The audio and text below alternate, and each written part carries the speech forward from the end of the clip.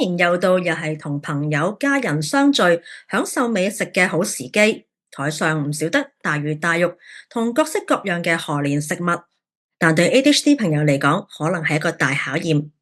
究竟點樣可以喺呢個開心嘅節日，既能享受美食，又唔會影響大腦陷入腦霧，又或者係過度活躍嘅狀態呢？今集同大家講下。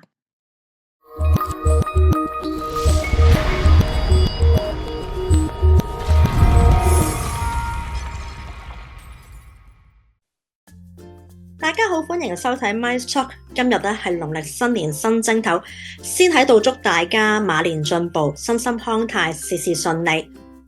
農曆新年咧，唔少嘅家庭咧都會擺放新年全盒同埋糖果啦嚟招呼親朋戚友，而且咧新年必食嘅糕點啦，全部嘅賀年食物咧都寓意住啦新一年有新嘅開始同埋好嘅意頭。但係咧，其實咧呢啲食物咧有唔少嘅賀年食物都係屬於三高，即係高脂、高糖同埋高鈉。過量進食啦，固之然會影響一般人嘅身體健康，而且咧亦都會影響咧 ADHD 朋友嘅大腦嘅運作。好似係年糕、紅棗糕呢類嘅糕點，我自己就好中意食。不過佢哋嘅成分主要係糯米粉同埋大量嘅砂糖同埋紅糖。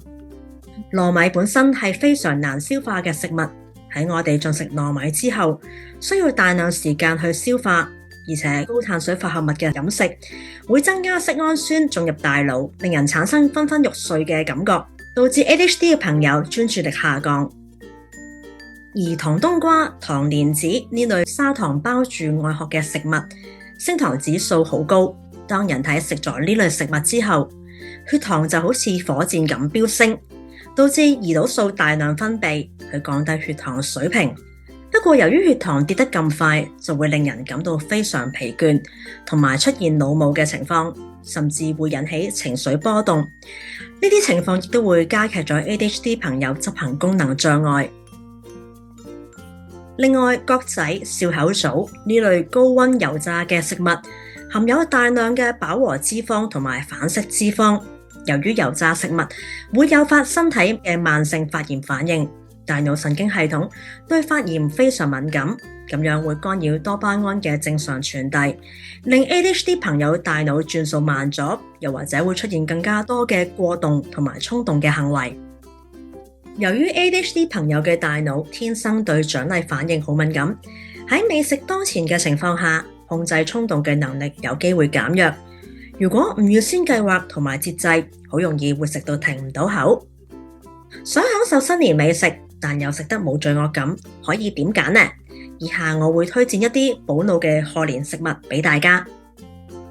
好似開心果、合桃呢類嘅堅果，相信大家有睇開呢個節目嘅朋友都聽過。佢哋含有豐富嘅 Omega-3 脂肪酸同埋維他命 E。Omega-3 係構成大腦細胞膜嘅重要成分。合桃對神經傳導有幫助，而開心果含有抗氧化劑，可以保護腦細胞免受壓力損害。而堅果提供嘅蛋白質同埋健康油脂，能夠穩定血糖，提供持續嘅能力，避免專注力急速下降。而上集都提過嘅就係黑朱古力，濃度最好係 70% 或者以上。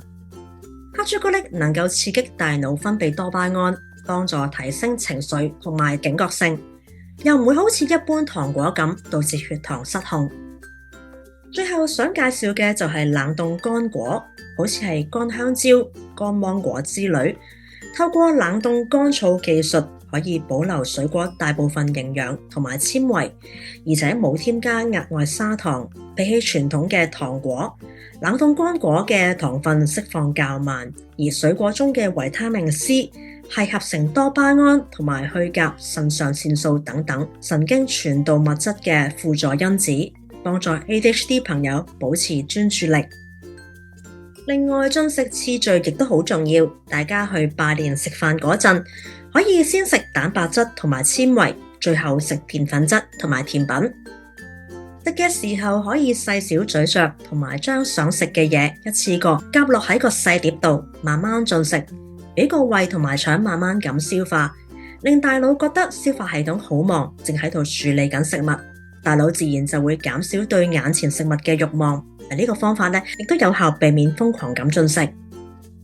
講咗咁多 tips 俾大家聽啦，都希望大家喺新嘅一年啦，可以過得開開心心，食得精明啲，身心咧健康啲，情緒都穩定啲。咁啦，祝願大家咧有更美好嘅一年。大家咧亦都可以留言俾我，同我講下咧你最難以抗拒嘅賀年食物係啲乜嘢？咁我哋一齊諗下偈，傾下偈。好啦，今集咧先講到呢度，歡迎咧大家可以撳 like、comment 同 share，可以 subscribe 我哋 Let's Talk ADHD 嘅 YouTube channel， 同埋啦 follow 我哋嘅 Facebook、IG 同埋 Threads。我哋今集成日差唔多，我哋下次再同大家見面。